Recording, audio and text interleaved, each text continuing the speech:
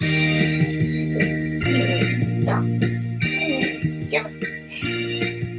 い、ババンババンバンバンバビバビバババンババンバンバンバンババンババンババンバンバンバビバビバババンババンバンはい、バモモ。は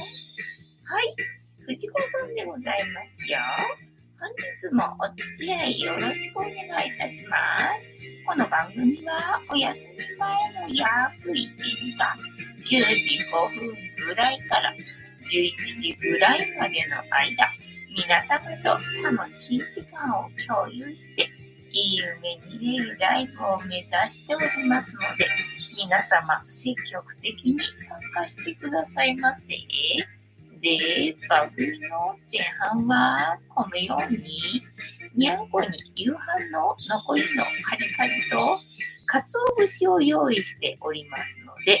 猫の姿がそこそこ楽しめると思いますので、猫目的で参加される方は、ぜひ番組の冒頭にスマホを握りしめ、パソコンの画面にかぶりつき、息も止めて瞬きもせず、ご視聴いただくことをお勧めしておりますよ。そしてそのままくたばらないようにご注意くださいませ。ちゃんとチャンネル登録とグッドボタンを押してスパチャを投げてからくたばるようにしてくださいね。で、今画面に収まっておりますのが、白黒のクータくん、白茶のゆりさん、三毛猫のたまちゃん、画面に収まっておりませんが、グレーのぐーちゃん、チャトラのまさるくんと、我が家には全部で5匹のかわいい猫ちゃんがおりますよ。で、5匹のかわいい猫ちゃんがいる生活ってどんな感じなのかなっていうのをちょっと楽しんでいただけたらいいんじゃないのかなと思いますよ。で、猫のことをもうちょっと詳しく知りたいよと思われる方は、概要欄のところに猫紹介してありますので、そちらを読んでいただけたらいいんじゃないのかなと思いますよ。で、同じく概要欄のところに Amazon のウィッシュリストのリンクが貼ってありますので、そちらからシーバをポチッとご購入いただければ、我が家に届く便利なシステムとなっておりますので、にゃんこにシーバあげようかなと思われる方は、そんな便利なシステムをご利用いただくことをお勧めしております。ね、今さ、3人で飲んでたな。にゃんこのお水さ、にゃんこのお水に黒豆茶を入れてな、黒豆茶にしてるわけよね、にゃんこのお水を。なんかちょっとひるんだりとかして、なんかクータが困ってたりとかね。今さっきはぐーちゃんがさ、なんか抹茶はガンガン黒豆茶平気で飲むんだけど、なんかむしろ気に入ってるみたいですげえ飲むんだけどさ、なんか今、ぐーちゃんがすごい悩んでる感じだったから、あれもしかして飲めてないのかなと思ったんだけど、今見たらみんな普通に飲んでるからね、なんかとりあえず黒豆茶にしたところでにゃんこはそのまま飲んでくれるみたいなので、ちょっと良かったよって感じでね。で、そこにね、箱が置いてあるわけよ。にゃんこが箱入るかなと思って、たまちゃんが解いてくれなかったお菓子の箱な、開いたんで、まあ、それ捨てないでね、そのまま、ね、たまちゃん入るかもと思ってさ、置いといたんだけど、そこに見事に、まあ、クーターが入ってたので、ちょっと笑ってしまいましたっていうね、感じでございますよ。で、一日一個、猫に関してのお話もしませんので、これから皆様と一緒に乾杯しようと思いますので、お付き合いよろしくお願いいたします。で、乾杯の時に Justice って言います。で、なんで Justice っていうかっていうと、後ろにいるうさ耳をつけていて、左腕が取れている黒い観音様がこの番組のチーママでございまして、名前をたけしと言いますよ。で、たけしの言葉で、乾杯のことをジャスティスって言いますので、一緒に言っていただけると嬉しいです。はい。では、行きますよ。せーの。ジャスティース。猫いないからたけしジャスティース。今日は塩入りのさゆ。結構暑かったかな。そうでもないか。塩入りのお湯。ね、朝沸かしたお湯ね。昨日はちょっとお湯飲みすぎたなと思ったんで、今日はお湯飲むのセーブしてたらね、結構ポットに残ってたので、朝沸かしたお湯の残りなを、塩入れて飲んでおりますよ。意外とあったかいのキープされてるままだったな。今日はあれか、気温が高かったのかな。なんかね、ヤフーニュースで熱中症で、なんだ、小学生かなんかが4人ぐらい倒れたとか、なんかそんなこと書かれたっけ。熱中症かと思ってさ。で、そんな暑いなと思わなかったのに、熱中症で倒れるぐらい暑かったんかいと思ってね、なんかちょっと浦島太郎状態だったよって感じなのでさ、もしかして気温高かったのかな、それでお湯の温度もキープされてる感じなのかね。このカリカリもさ、カリカリもね、正確に言うと、お昼の残りっていうのね、朝は黒缶だけ最近あげるようになって、で、黒缶だけあげて、でね、そうすると、さすがにお昼頃になくなってるんでさ、もう黒缶だけだとやっぱちょっと足りないんだなと思って。で、新たに今度はカリカリをあげるわけね。そうするとカリカリはいらないみたいでさ、食べないで残ってたわけよね。夕方になってもまだほぼ残ってる状態だったんで、いや、これはいらないかと思ってさ、もうあげないでいたんだよね。でね、このライブだからと思ったら、もうその頃には減ってたんだよね。でしかもさ、用意しようかなと思ったらさ、急に抹茶が食べ始めたわけよ。だからお抹茶食べ始めたな。こりゃ遅刻だなと思ってさ、このチャット欄に抹茶がカリカリを食べてるので、お待ちくださいって書き込もうとしたんだけど、なんかね、文字がね、入力できなくて、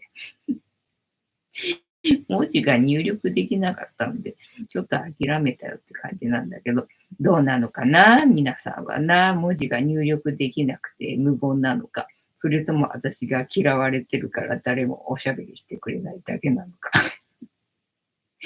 どっちなのかわかんないけど、今日も一人語りなんでしょうかね。というわけで、あとは何の話したらいいのかわかんないよっていう感じでございますよ。で、今日は金曜日か。金曜日で、まあね、言うほど晴れてなかったけど、まあ言うほど晴れてなかったけど、まあ雨降ってるわけでもなかったからね、今日は洗濯して、まあ洗濯祭りっていうのかな。昨日はね、布団のおねしょシーツにはおしっこされなかったので、それを洗わず済んでよかったんだけど、今日はね、見事におしっこされましたので、夜中にね、ジャーっと。で、それを洗って、で、この下に敷いてたマットも洗ってって感じなので、多少洗濯祭りだったかなっていう感じで、まあ乾くからいいんだけどね、別に晴れてなくてもさ。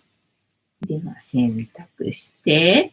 で、そう、農協行ったら今日そうだ、梅がね、売ってたわけよ。梅売ってるよと思って、まあ、小梅だけどね。だから、大きい梅よりも小梅の方のがさ、私的にはちょうどいいんでさ、で、ちょっと試すのにな、大きい立派な梅をさ、一袋で売られてると結構いい値段するんでね、それはさすがにちょっといいわって感じになるんだけどさ、小梅でね、で、まあ、傷ありとかもいろいろ入った状態で、300円だったんだよね。で、300円ならいいかと思ってさ、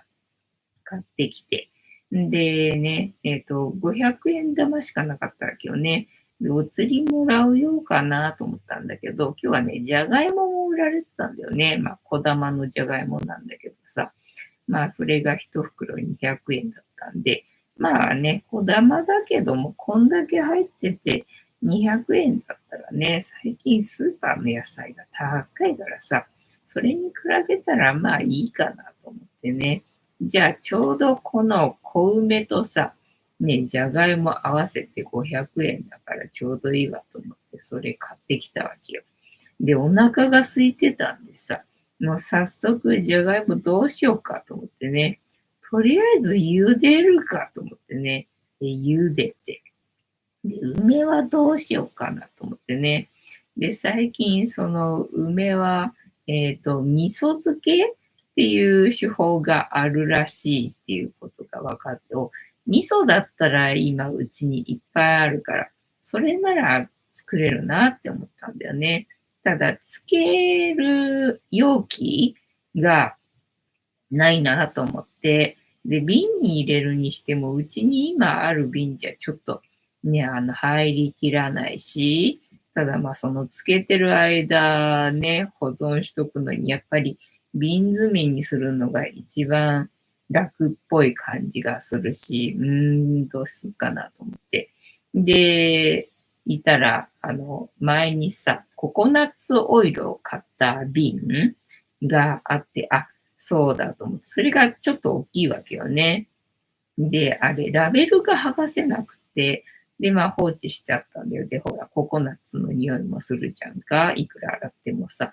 だから、そのままになってたんだけど、これちょっと大きいから、これ使えばなんとか入るかな、なんて思って、じゃあ、ひとまずこのラベルを剥がそうと思ってさ。で、ちょっと深めの鍋に重曹を入れてさ、そのシールのついたさ、ココナッツオイルが入ってた瓶を煮始めたわけよね。だけど、全然剥がれないのね。やっぱりかと思ってね。前もだから確か全然剥がれないから諦めて、これシールつけっぱなしにしてたんだよなと思って。だから重曹入れてね、なんだっけ、煮込んだにもかかわらず剥がれないんだから、こりゃダメよねと思って、まあとりあえずそのままつけといたわけよね。だから全然梅を味噌漬けにしたかったんだけど、その作業が全然はかどらず。で、一旦冷まして、で、その後ね、ふやけて剥がれるかなと思ったらさ、全然剥がれないわけよね。で、これどういうことかなと思って、もう一回、しょうがないからさ、煮込んで、でね、えーっと、もう無理やりっていうのかな。指で、もう爪で、なんかガリガリやって、で、剥がしたら、まあ、一応なんとか剥がれはしたんだけど、海苔がべったりくっついたままなんだよね。だから、この海苔がついてるんだったら剥がさない方が良かったじゃん、みたいなのでさ。で、ね、また冷まして、で、冷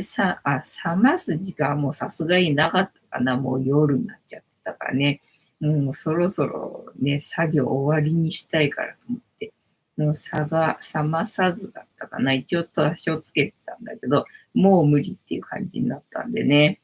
お湯捨てて、でね、スポンジでこすったら、なんかね、剥がれる部分もあったんだよね。で、剥がれる部分もあったんで、それで一生懸命剥がしたんだけど、剥がれない部分もあって、ゆすいでる時に一応ね、爪でこうすると剥がれるんで、それでなんとかね、頑張って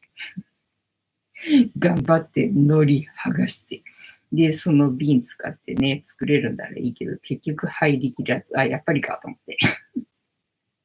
入りきらねえじゃねえかと思ってな。だから結局、瓶あるものね、だいたいほぼ全部使って、ね、梅入れて、で、砂糖入れて、で、味噌入れて、蓋して、でね、一応ね、なんだ、消毒したりとかしてる瓶ではないから、今のところはね、冷蔵庫の中に入れて、放置してるけどな。まあ明日、明後日来るお客さんがキッチン使うからちょっと冷蔵庫の中にはね、あまり物入れておきたくないので、それをね、取り出して、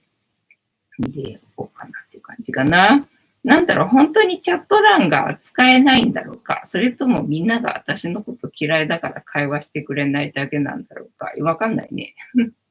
なんか設定で、あれかな、コメント欄入力できないようになってんのかな。だったらこんなチャット欄なんか出てこないよね。みんなが私のこと多分嫌いなだけだよね。収益化のデフォルト、収益化じゃないんだよな。このライブの設定がな、なんか前もこうやってさ、誰も入ってこないのがおかしいなと思って、なんだ、設定が間違ってんのかなと思って見ようと思ったんだけどさ、やっぱりライブ中はこの、なんだ、設定の画面って出てこないんでね、ライブやめないことにはね、わからないんだよね。しょうがない。しょうがないな。嫌われ者なんで諦めてね、喋れるところまで喋って終わることにするけどさ。で、梅仕事な、人生初の梅仕事っていうのかな。今日はやりましたよっていうね、お話でございますよ。で、ほら、梅干しがさ、もうね、無添加の梅干しがもう買えないっていう状況になってきてるからさ。ってことはもう梅干し自分でつけれるようにならないとダメなんだな、なんてふうに思ってて。まあ、ひとまずね、材料も何もないんで。で、まあ、味噌漬けだったらね、食べれんじゃん、みたいなね、感じで。ちょっと安直な感じでね、まあ、砂糖入れて、味噌だったら食べれんじゃんと思ってね、ちょっとやってみましたって感じね。で、これで失敗したらちょっとかなりショックなんだけどな。もう瓶洗うのこんだけ苦労してよ。でね、砂糖もさ、もうね、備蓄用のやつと思ってね、買っておいたやつさ、一袋全部使っちゃってさ、ねと思ってさ、全部使っちゃったじゃんっていう感じ。やっぱりおしっこしたのか。でなんか、おしっこしてるような、お尻の形してるから、おかしいなと思ったんだけどな。おしっこしてたみたいだな。ね、はい。まあね、出ないよりは出る方のがいいよな。はい。というわけで、なんだっけ、あとはじゃがいもか。じゃがいももね、なんか皮むくのめんどくさいからさ、小玉のじゃがいもだから、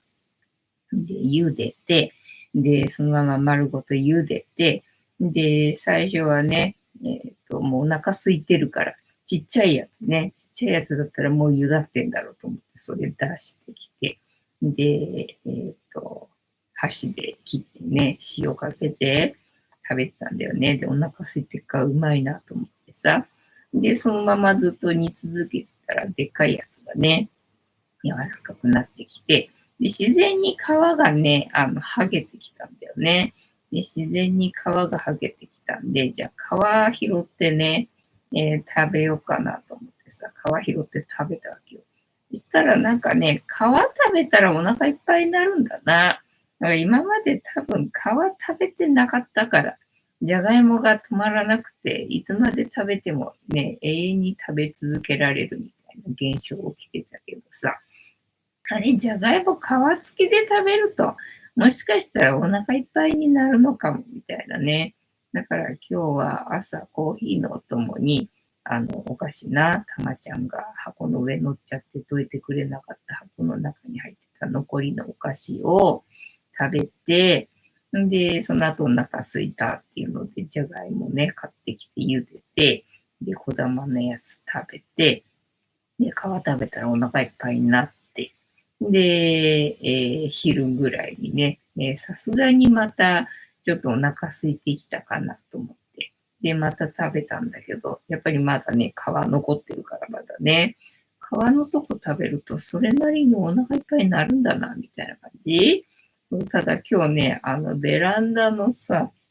しそがやたらとさ、いろんなところで繁殖してるんだけど、そのシソがもうね、すぐでかくなっちゃうわけよね。なんだっけ、今年はと思って。去年はそんなでかくなんなかったのに、なんか今年はちゃんとシソになってんなっていうのでさ、それね、間引いてやんないと、ね、日の当たりが悪くなっちゃうなと思って、しょうがないと思って。しそ食べる予定全然ないんだけどと思いながらしょうがないから今日はさ、しそ収穫して、で、まあ、ついでだからいいかと思ってさ、まだ平気そうな感じもしたんだけど、まあ、ちょっと間引きたいなっていう部分もあったんで、オカワカメをまたしてもさ、収穫して、で、オカワカメもね、食べる予定ないんだけど、とりあえず食べる予定ないんだけどと思いながらさ、なんかそういう時に限って野菜がいっぱいな、うちにあるみたいな状態で。で、そう。で、明日来るお客さんがさ、なんか、予定変更リクエストが来たわけよね。で、なんだろうなと思ったら、布団の予約が入ってたんだけど、なんか、シーンでね、布団のシーンはカットしちゃったんで、キャンセルしたいっていうね、お話だったわけよね。なんだよ、キャンセルかよと思ってね。やっぱりかと思ってね。何かなと思ったんだけど、ただね、取り漏れてたっていうのかな。カレーの予約が入ってたんだよね。そもそも最初からカレーの予約が入ってたんだけど、私そのカレーの予約すっかり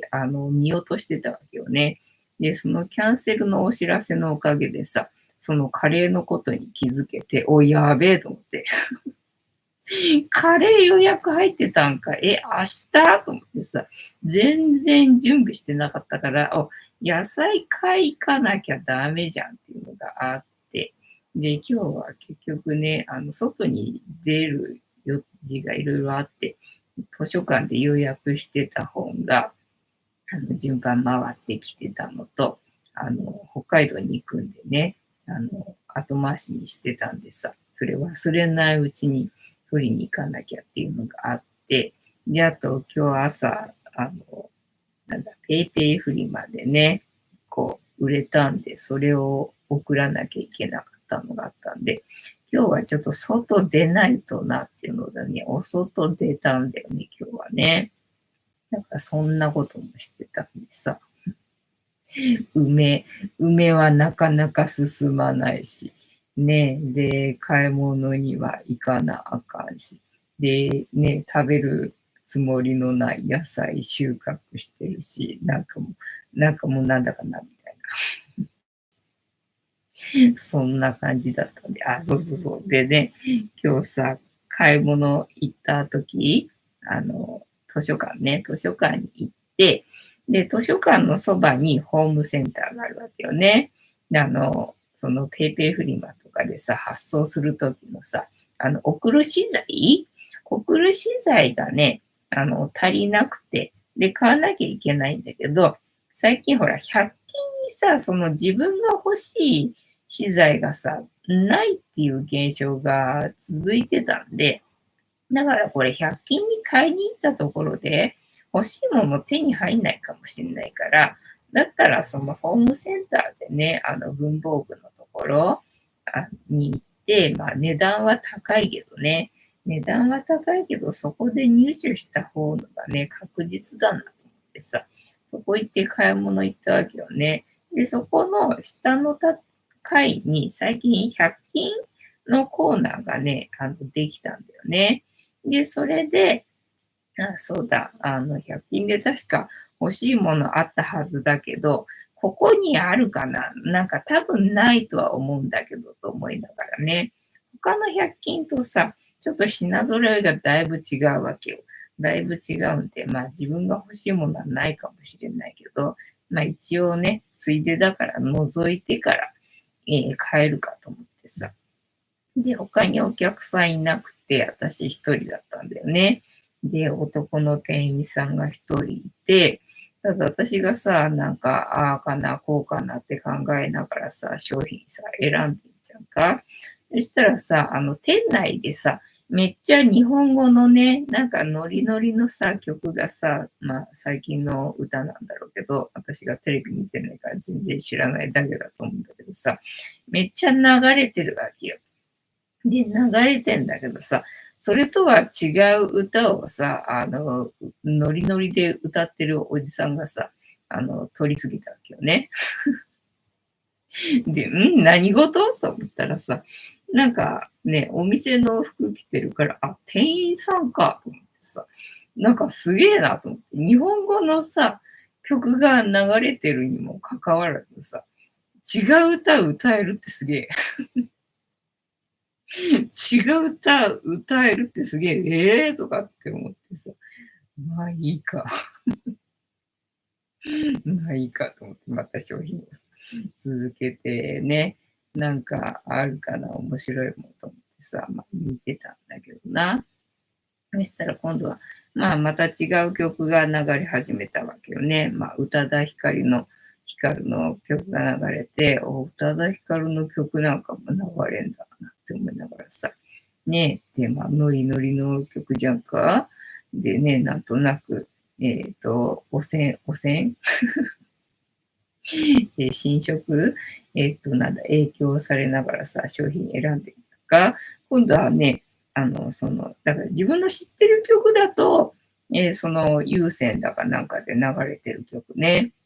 一緒に歌ってるんだね、おっちゃん。いいなと思ってね、すげえご機嫌で仕事してんなと思ってさ、なんかね、そういう人にね、出会えると、ちょっとね、楽しいよね。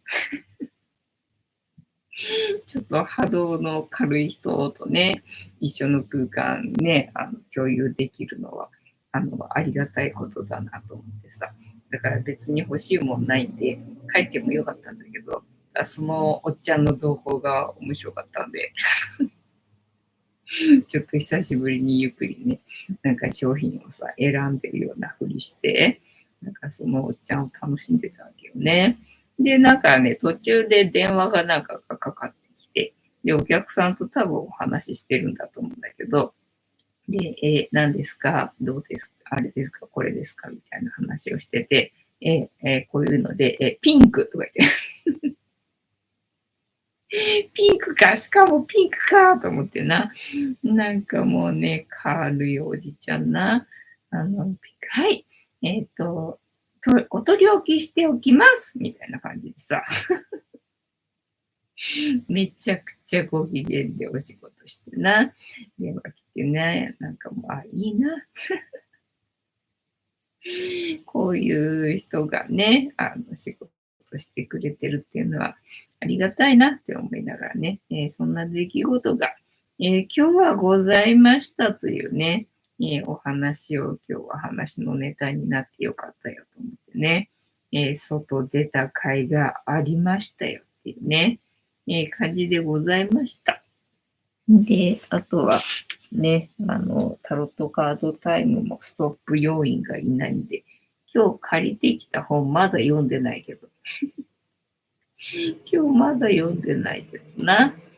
波動の仕組み、波動の仕組みっていう本がね、借りられました。後ろに書いてあるのが、出会いを作り出し、あなたに必要なチャンスがどんどん集まってくる話やないかな。これをじゃあみんなのためにちょっと読みますかね。あなたという花に、蝶やミツバチが寄ってくるように出会いを作るを、今を共に経験するという約束をした運命の人。恋愛は嵐のような勢いであなたの人生を大きく変える特効薬。あなたのオーラが私は大切な人ですとサインを出す仕組み。恋愛関係がうまくいけば、すべての人とのコミュニケーションがうまくいく。恋愛の方か、これ。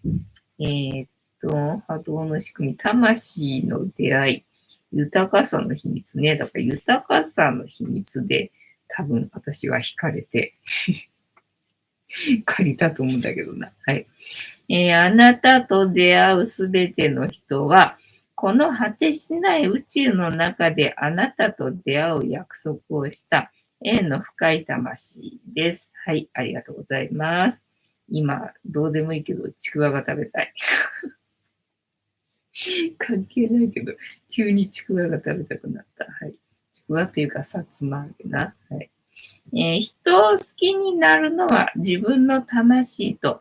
共通するエネルギー、情報を相手から受け取ることによって、その人に興味が湧くからです。そうですね。その人を通して自分を知りなさい。これがあなたのスピリットからのメッセージです。はい。その人を通してあなたが気づいていないあなた自身の深い傷や素晴らしい才能、潜在能力に気づけるかもしれません。そうなんだけどさ、ね、相手がいないっていうことは、もうその学びは私は終わったっていうことでよろしいでしょうか。勝手に終わらしてますけど、はい。どんな関係でもあなたが出会うすべての人は、あなたを映し出す鏡であることを忘れないでください。そうなんだよな。受け入れがたいけど、そうなんだよな。はい。それがあなたを幸せに導く鍵です。はい。知ってます。知ってるけど、それがなかなかな、できないんだよね。はい。で、途中でやめてんのな。さっきね、そういえば高松空港次行くもんなと思って、ね、高松空港、そうだ、そういえばな、ちょっと情報調べとかこうかと思ってさっき、で、始まる前にさ、動画検索して、で、見てたんだよね。で、うどんが出る蛇口はどこだうどんが出る、うどんじゃないよ。うどんのつゆが出る蛇口はどこだと思ってね、ちょっと検索してみたんだけどさ、なんか動画で見る限りはコロナで中止になってて、あれコロナで中止になってるけどと思って、今やってんのかなそれともまだ中止のまんまかなと思って、なんか去年の今頃の時点ではなんか中止だったみたいなんだよね。だからどうなんだろう復活してんのかどうなのか怪しいんだけどさ、なんかコロナ中止の映像しかないんだけど、うどん持ってっても、あれか、これお湯で食べるしかないか、みたいなね、そんなことになってるよな。で、そのうどんもさ、なんか冷たい汁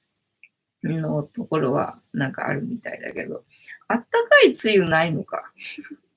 冷たいつゆしかないのか、あったかいつゆないのか。私はあったかいうどんが食べたいんだけどな、みたいなところがね、なんかええと思って。でさ、愛媛の空港には、みかんジュースが出る蛇口があるんだっけあ、そっか。ってことはそこも行かなきゃ。そこも行かなきゃダメじゃんと思ってね。なんかちょっと飛行機に乗りたくなってきた。飛行機に乗りまくりたくなってきた。なんかいろんな空港に行きたくなってきた。今日ほら、昼間動画のさ、編集してたんだけど、それが一昨日北海道に行った時の動画を編集してたんだけどさ、それで羽田からその北海道に行く時に、サテライト行きバス乗り場っていうのがあるわけよ。で、なんだサテライトっていうのがさ、知らなかったんでさ、で、今日調べたんだよね。サテライトってなんだと思って。そしたらどうも空港の中でも、また乗り場がちょっと離れてて、バスに乗ってね、その乗り場まで行く乗り場があるらしいんだよ。で、それをサテライトっていうらしいんだけど、そのバス乗り場っていうのが、あって、それが気になってたわけよね。で、そのサテライトに行けるにはどうしたらいいのサテライト行きたいけどと思って。私そのバス乗りたいけど、で、しかもさ、なんかバスラウンジとかあるわけよ。なんで空港なのにバスのラウンジがあるんだろうと思って気になって。それについては分かんなかったんだけど、おそらくそのサテライト行きのバスに乗るためのラウンジがまたあるんだと思ってね。おお、それはちょっと行きたい。行きたいと思ってね、そのサテライトにも行きたいし、バスにも乗りたいし、そのバスのラウンジにも行きたいと思ってね。だからそのサテライトを利用するためにはどうしたらいいんだと思ったんだけど、なんかどうもそのね、マイナーな空港っていうのかな、あんまり利用者がいない空港を使うときに、どうやらそのサテライトっていうところがね、乗り場になる可能性がね、高いみたいなんだよね。で、まあ、実家がすごいそういう、マイナーな空港っていうのかな、あんまり利用者がいない空港だったりすると、サテライトになることが多いみたいで、ただいつもサテライトっていうわけではなくて、普通にね、そのサテライトじゃないところから出発することもあるみたいで、なんかほぼ運みたいなね、なんか決まってるわけじゃないみたいなんだよ。どこ行きの時はサテライトみたいにさ、決まってればね、狙っていけるんだけど、狙えないんでさ、それはまたさらにレアだなと思ってさ、ちょっとそれ乗りたいよと思ってね。だからなんだろう、その愛媛の空港行くとしたら、そのサテライト使えるかなと思って。まあでも羽田から出るってことはさ、ね、アナを使うってことだからね、アナを使うってことはそこそこお金使わないと乗れないってわけだからね、と思って。ただなんかアナのそのタイムセールだかなんかそういうのをやってる時があるみたいでさ、で、それがまあ、年に2回ぐらいやってんのかしらと思ったんだけど、なんかそれも調べてみたら、2ヶ月に1回ぐらい、なんか今年から毎月やってるとかっていう情報もあって、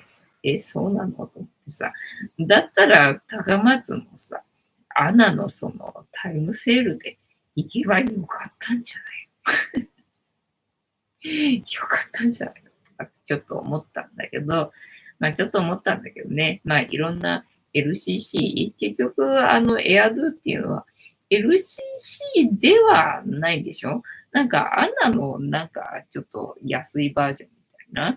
かそんな位置づけなのかな。だから LCC とはまた違うみたいだからね、まあいろんな空港会社使ってみるっていう経験もしたかったから、まあいいっちゃいいんだけどね。いいっちゃいいんだけどさ、とにかくさ、成田まで行くのにさ、2時間かかるわけよ。早くてな。早くて2時間かかるわけよ。で、2時間かかるから交通費もさ、2500円とかするわけよね。で、往復すると5000円かかるわけよ。そう考えるとさ、そのアナとかのそのタイムセールっていうのに、ね、使うのと、おそらく金額的に、一緒なんじゃねとか思うとさ、で、しかもほら、成田だと遠いからね、その宿泊する必要があったりとかするわけだから、その宿泊代もプラスした場合にはさ、そのアナのタイムセールタイムセール使って、羽田から出かけるのが一番ね、心地よさ的にはいいんじゃねえのっていうことに、今日まあ散々いろんなことを調べた挙句、たどり着いた結論でございましたっていうのでね。で、まあそうやっていろんな空港を使いたいっていうのでさ、プラチナチャレンジっていうのがあるわけよね。で、そうだ、プラチナチャレンジっていうのがそういえばあったよなと思って、そのプラチナチャレンジについての仕組みについてあんまりよくわかってなかったんだけどさ、なんか確かお金持ってないとね、なんかのゴールドカードかなんか持ってないと、なんかダメだった気がするけど、どうだったっけと思って、とにかくプラチナチャレンジについての仕組みあんまりね、知らなくて、そういうのがあるよっていうのだけ知ってて、調べたことなかったんで、このライブ前にさ、急に思い出して、だからほど、その高松空港の動画見てたのも、このライブ前だったからさ、ギリギリの時間でさ、ちょっとプラチナチャレンジについて調べてみたんだけど、なんかどうも、その、マリオットホテルグループの、ホテルに、期間内で何泊だっつったっけな ?16 泊だったっけななんかしないと、そのプラチナの資格を得ることができないらしいんだけれども、まあそのマリオットホテルって高いよね。16泊ってどういうこと？やっぱりお金ないと無理なのかとかって思ったんだけども、まあその辺の裏技とかはいろいろあるみたいなんで、まあ今後もうちょっとね、やるなら調べればいいんだけど、なって思いながらな。で、その、カードは別にいらないと。マリオットホテルのなんかカードとか、あとはなんかアメリカンエクスプレスのカードだったりとか、なんかそういうね、高いカードは別に必要ないと。なんか条件が3つぐらいあって、まあそれのうちの1つで、そのカードで、年間で400万円以上使うと、まあプラチナになれるっていうの条件がまず1つ、あって、で、あと、なんか、なんだったっけな、なんかがあって。で、その私が調べてたプラチナチャレンジっていうのは、そのクレジットカードを持ってなくていいと。で、その期間内4ヶ月か3ヶ月かの間に、16泊しなきゃいけないっていうのでな。で、どうやって、だからそもそもそのプラチナチャレンジって、じゃあどうやってやるんだっていうので、調べてったら、なんか宣言するんだって。プラチナチャレンジするぞーって宣言して、で、電話するんだって。ここの電話番号に電話してくださいと。で、プラチナチャレンジをしますって宣言すると、なんか送られてくるらしいんだよね。で、その、カウントされるところに、からホテル予約をしないといけないんで、まあ、それで何かしら手続きみたいのがいるみたいなんだけど、まあ、それで楽天トラベルから予約するのでもカウントされるんだって、なんか、だったらちょっとね、やってみたいかな、みたいな、なんか身近に感じられるからさ、もう全然知らないアメリカンエクスプレスのなんちゃらかんちゃらとか言われてもさっぱりね、今まで関わったことがないからさ、もうわかんないと思って嫌になっちゃうと思うんだけどさ、楽天楽天うん、知ってるみたいな感じでさ、楽天だったらなんかちょっとね、やってみようかなみたいな気分になって、なんかちょっと急にそのプラチナチャレンジに興味が湧いてきた。今日この頃でございました。そしてライブの最後の方にはね、必ずこのチャットガンのマサルくんがね、登場するというね、スクールメイツな、カ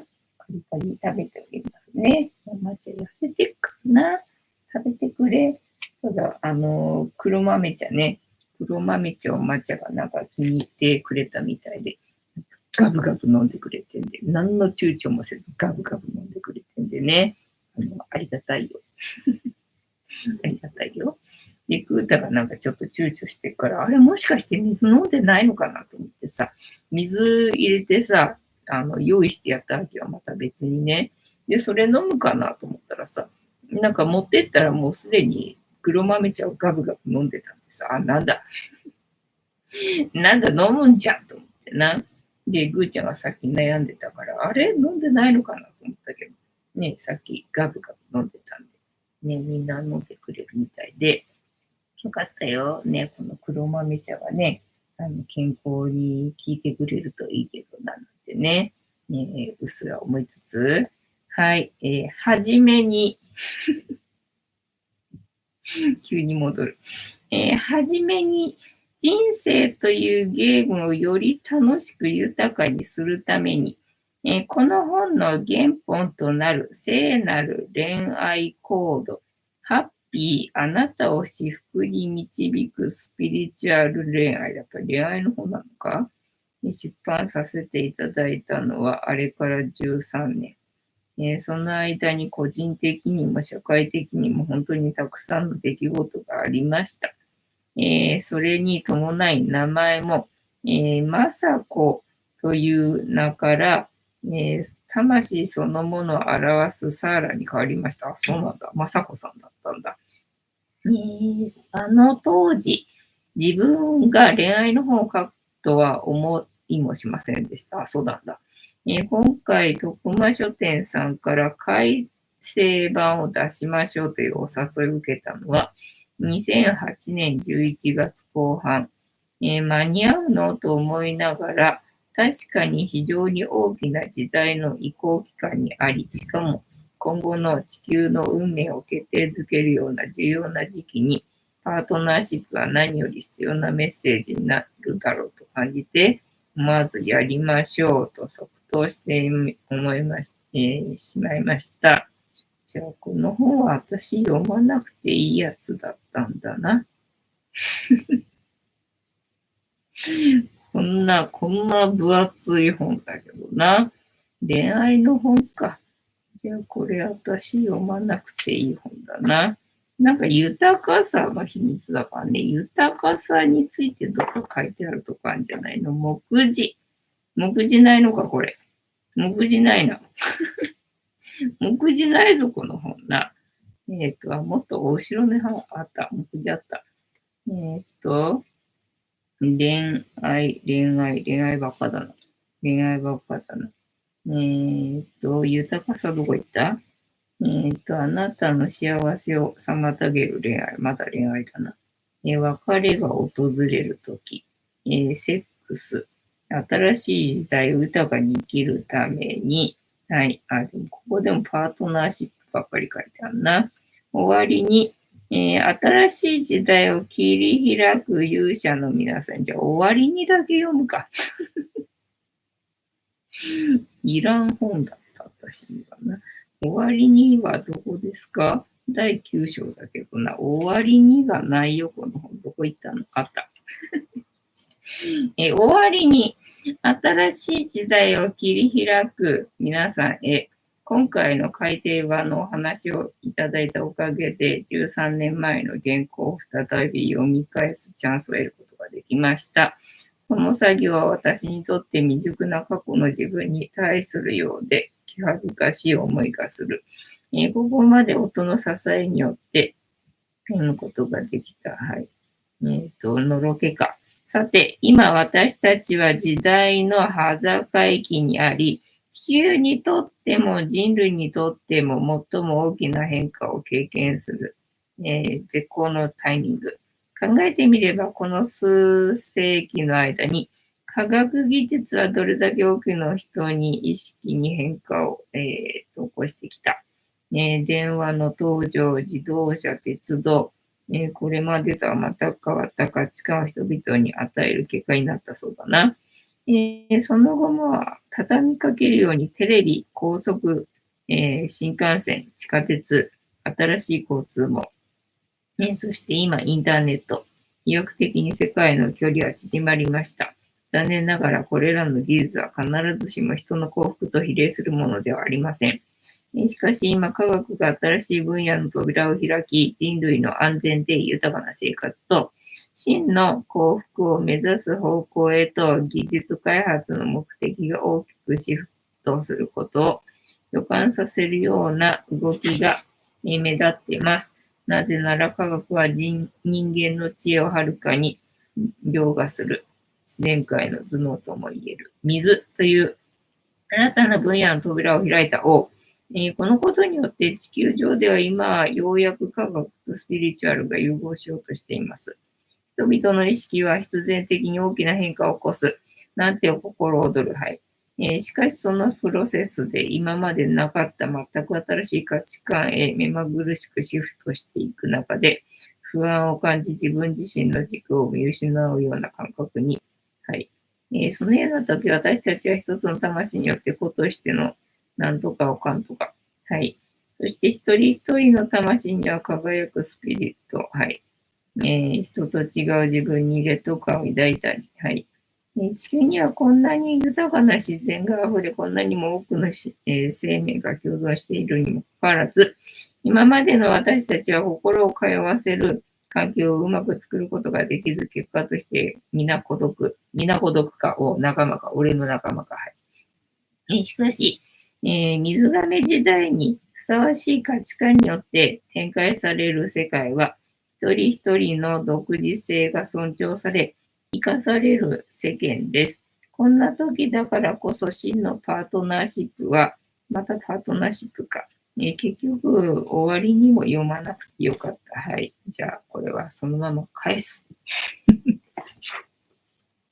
というわけで、本日も竹縄ではございますが、いいお時間になってまいりましたので、そろそろお開きにさせていただきまして、調子が良ければ11時ぐらいまで毎日のようにやっておりますので、お時間合うときはお付き合いいただけると嬉しいです。で、私の人生の目的は、私の笑顔で私とみんなを幸せにすることですので、チャンネル登録がまだの方は、チャンネル登録とグッドボタンを押して、スパッチャーを投げられないので、スーパーサンクスお待ちしております。そしてコメント欄にコメントもしてっていただけると大変嬉しゅうございます。猫の姿が物足りなかったよって方は、このチャンネルには猫の動画がいっぱいありますので、そちらを全部見といていただけたらいいんじゃないかなと思いますよ。てなわけで、本日もご覧いただきありがとうございました。次回も見てくれるかな？はーい。いいとも。じゃんけんぽい。はーい。ではでは、いい夢見てね。おやすみなさい。バイなら。